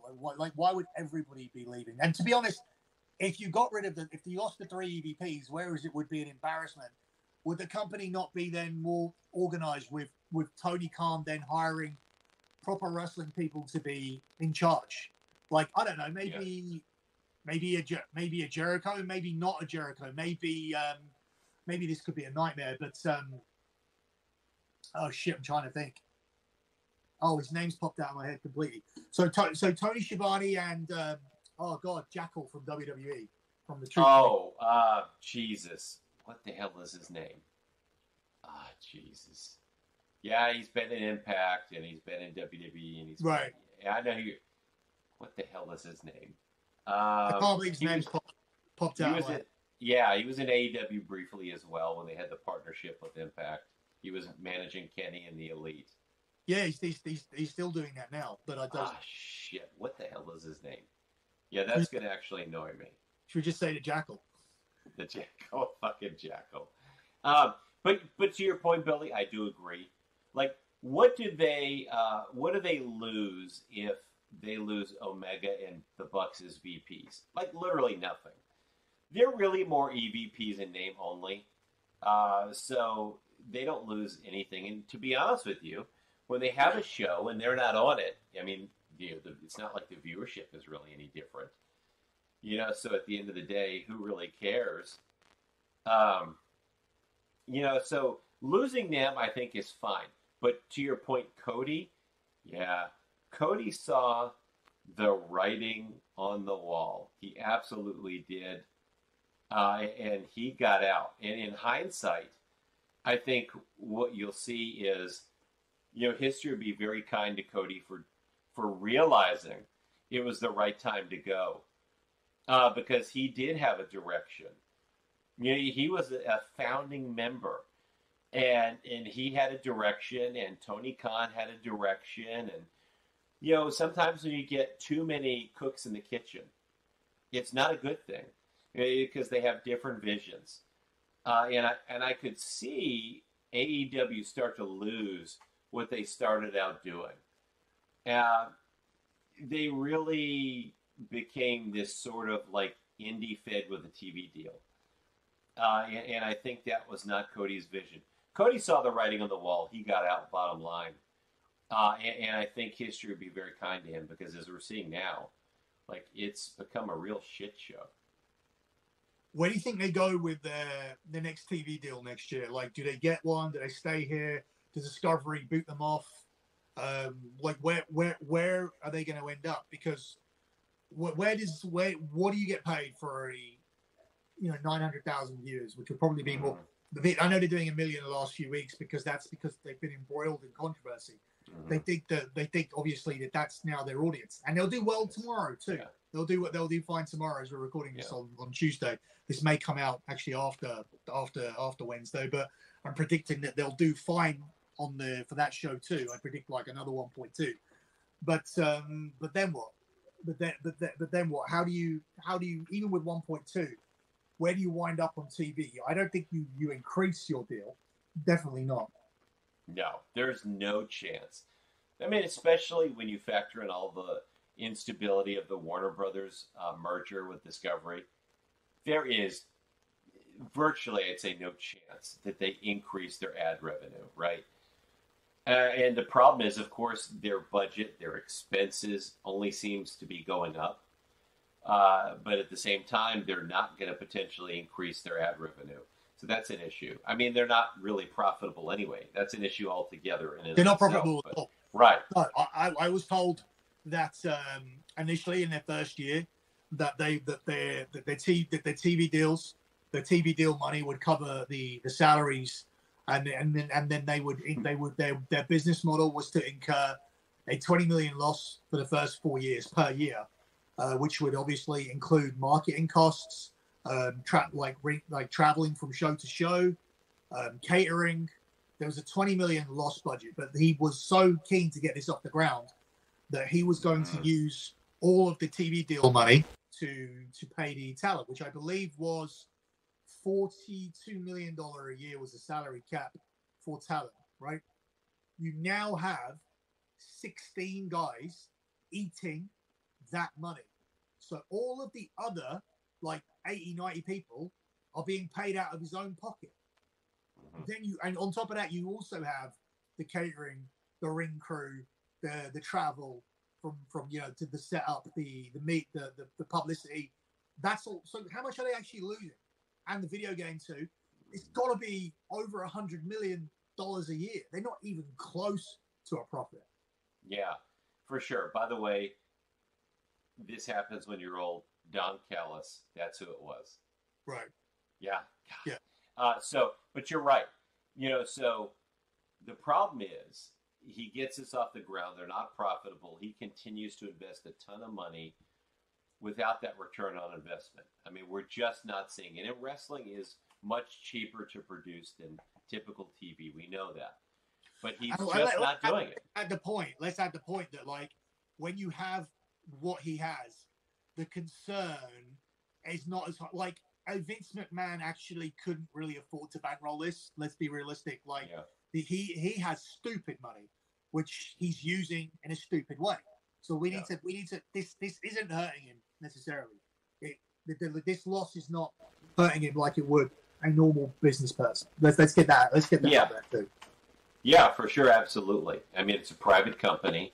It's funded by his father, Shad, right? So, hey, if Shad, who's one of the richest people in the world, says, I want to put $300 million more into AEW, he can do that. He's going to do that.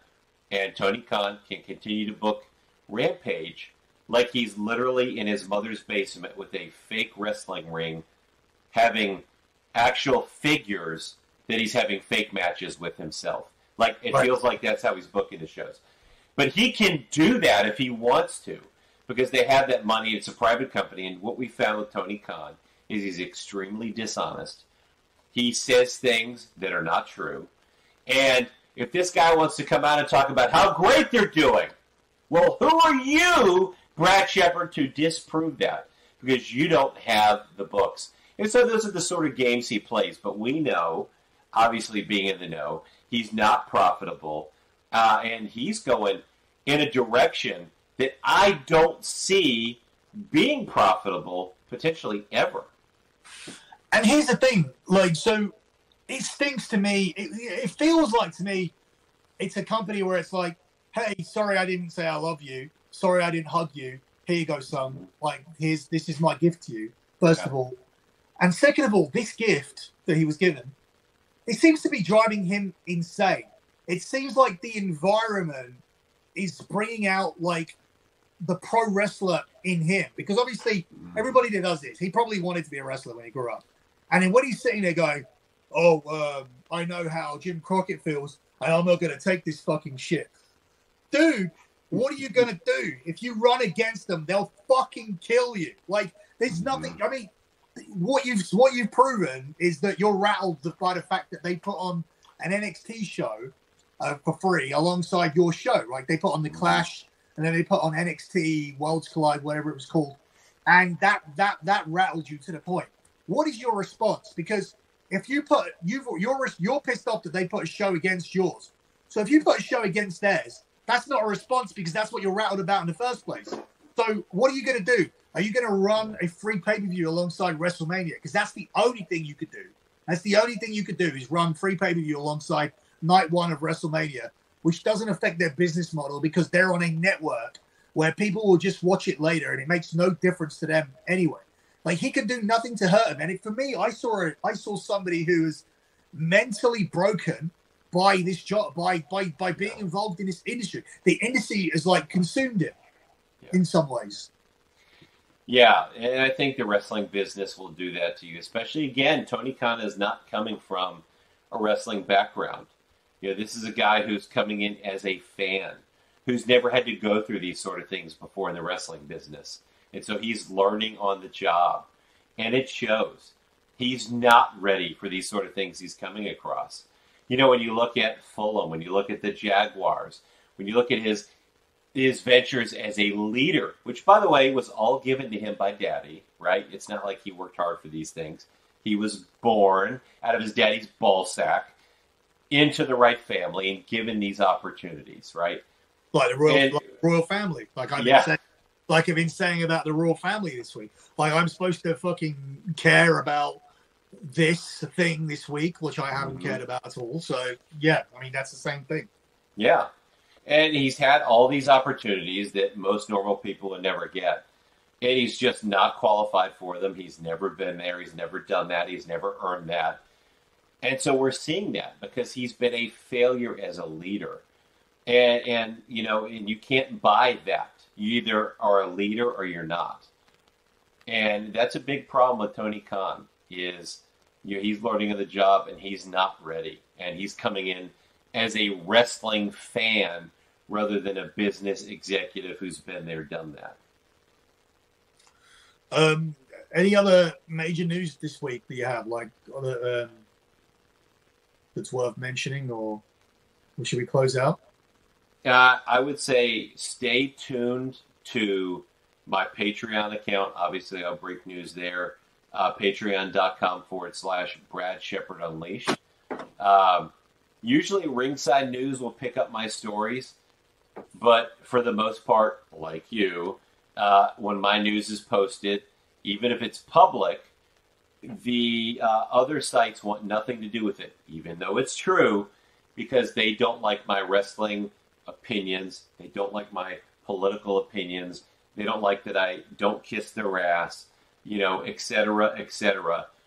So what they do is gatekeep and ignore and then try to steal credit. So what, you have a relationship? Do you have a relationship with Steve Carrier or not? I do have a relationship with Steve. So I've known Steve for, I would say several years. He doesn't cover my news. Steve, I would encourage you to message him. I knew Steve through someone else, like a mutual party that I worked with at the time. That's how I got connected with Steve. I've known him for several years. Steve has known my work for several years, obviously more details than I, in some cases, can report. And some of the times he can verify, obviously, what I'm saying himself. So we developed a rapport, and he developed a trust in what I say. And Steve is a guy who, to his credit, whether he likes you, whether he doesn't, whether it's Sap, whether it's me, whether it's whoever, if he's got that information, if he believes in you, he will report it. That's why I'd say reach out. Would he come on this show? That's very interesting. Would he? I think he would. Steve is a guy who, he's not part of this PC culture. He's very politically incorrect. I didn't know that. He doesn't report me, so I always put him in the same. I always say, "Oh, this is a Raj. This is a wannabe." Because sometimes, so these dirt sheets, Raj. The difference between Steve and them, Raj is ballless. Like Raj is a little fucking pussy. Completely. He covered that thing with me and Sap. He's like, "Oh, this is so great," and had like 8 tweets about it. Like he's a fucking loser. Yeah. But with Steve, I think he's crossed over to the point where he doesn't just do the copycatting, and he does his own like news. And I've made accusations towards him at times where it's like, "Oh, now you want to be like the exclusive guy? Just stay in the lane because this exclusive is not your exclusive. Like this is either Brad's or from my Patreon or whatever." But then I saw recently he had a bit of a meltdown, and he accused somebody of, "Oh, you got this shit from Brad Shepard," and I was like going, "Huh." Like, because you stole from Brad Shepard too, because he did actually have the same stuff. Now you say like you knew the same people, that makes sense. But I thought he was stealing from you, and then he then he backed you, and I found it like very confusing as to like what the fuck is this guy? Like he's having a meltdown, he's arguing with people that I hate, but he won't cover me. Like what is he? Is he social justice? Is he outspoken? Like I find him very confusing. I'd like to get him on here to see what he's all about and see what's going on there. That'd be a fascinating interview for sure. Right. My only news this week from my part was everybody knows Roman and Logan was happening. The background story that I heard behind that was that Logan wasn't on that show. Braun Strowman and Roman was the main event a few weeks back. Braun Strowman is very popular in Saudi. He's always been pushed there. He has a relationship with the Prince. He was personally flown out for Anthony Joshua and Alexander Usyk. That's how tight he was. And they were accepting of this main event. Now, Logan Paul contacted Triple H to say, "I would like to be on the Saudi show. I would like to promote Prime Energy in Saudi Arabia. So I'd like to get on the show." At which point the wheels were in motion, and they decided that they would ask him if he wanted to be in the main event.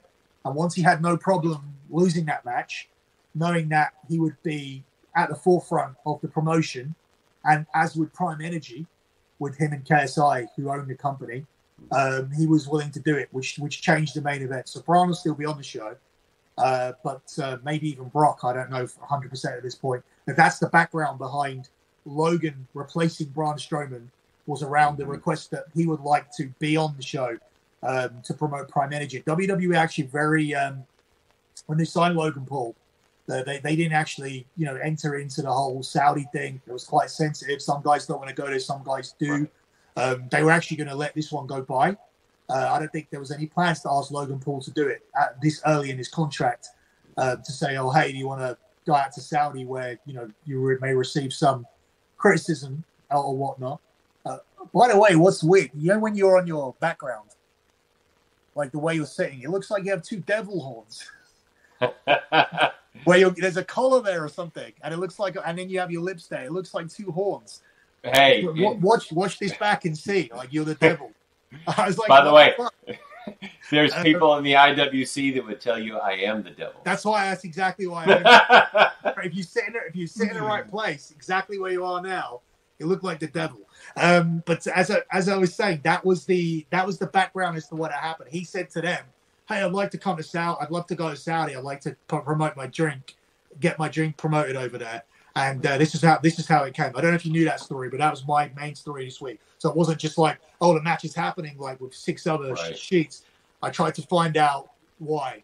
So that's what I got this week. It's not a lot, but people insist on having something every week on here. So yeah. Yeah, and I think that's a fascinating situation. By the way, I'm interested in the match. That made me intrigued. I mean, I think Logan Paul, he's a guy who's got a massive social media following. I think he's a guy that necessarily maybe the wrestling bubble doesn't get, but he's a total natural, got a massive social media following. And by the way, I mean, the guy can go. I mean, he's learning still, but he can go. This is a really intriguing matchup for me. I think nobody thinks that Logan Paul can win and blah, blah, blah. But I still think it's going to be a very fascinating situation. And they can always do Braun and Roman at another time. We've seen it before, but we've never seen this. So I like the idea of what they did. I like the little press conference. And I think they're actually shaping up the Saudi show to be interesting. Yeah, I mean, that match is more interesting than going back to Braun and Roman anyway. Yeah. You can do that again because it's under different characters. One's a heel and a face. This will swapped around. We know it worked well with Brock Lesnar, despite what people complained about. How can you do it again and again? Well, it's because your star creation system is shit. That's why you need to wheel out Brock Lesnar all the time. But yeah, they can easily do that. They can easily get back to that match again. But yeah, this is more interesting. Even from like the wrestling geeky side of me, which I do have, not to the extent of these other people, but I want to know the finish. How do you protect Logan? Mm-hmm. Do you bother protecting Logan? If Roman needs help beating Logan Paul, does that protect him? Is that good for him after all this? Like, it's fascinating to me. Like, I'm interested. So I mean, even from that geeky side, I think it's a bigger match, but also I want to see how they get out of this. Is it going to be a clean loss? How much does Logan Paul kick out of? Do the Usos interfere? Like, it's interesting to me for the weird, the little wrestling stuff. I'm fine with. I've never said I'm not a fan. This is what people don't understand. Like, I'm not saying I'm above you guys. Like, I'm not saying I'm not a fan, but I'm a fan who talks to other fans. Like, I'm a fan who knows fans that or expired fans who from different walks of life. Like that's the main thing that I bring to the table. And when I talk from a very different perspective to the other podcasts that you guys probably listen to. But so I'm not going to ever come on here and just do my fucking news and that kind of shit. It's not interesting to me. And to be honest, I never understood it from the perspective of this product's really stale from what it was.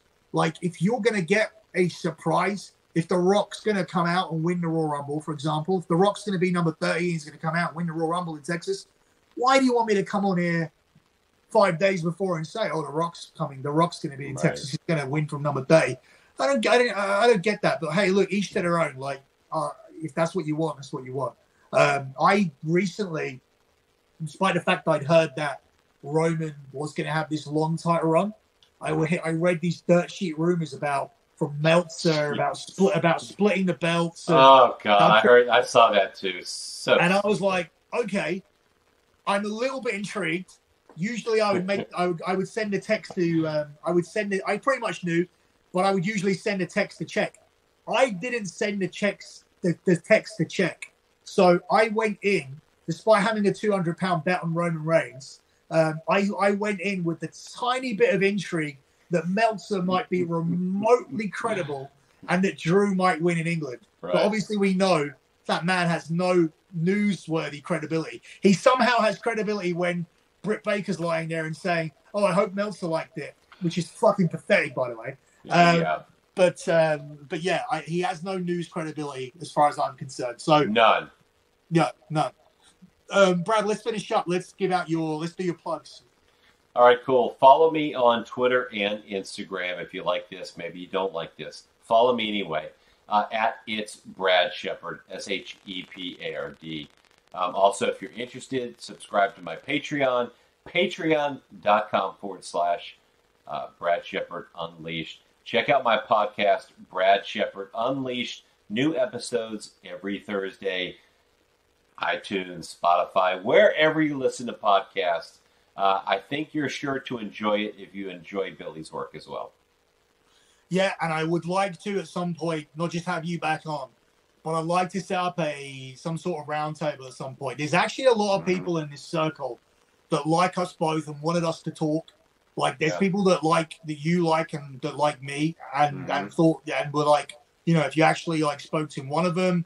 One of the people pushing, before I contacted you, one of the people that pushed me to do it was Joe Cronin. I don't know if you know that. Okay, yeah. Joe Cronin, Jay Aletto. Yep. Jay Aletto, who used to run PWP. Was that right? Yeah, one of the PW. I remember. I'm familiar with the name as well.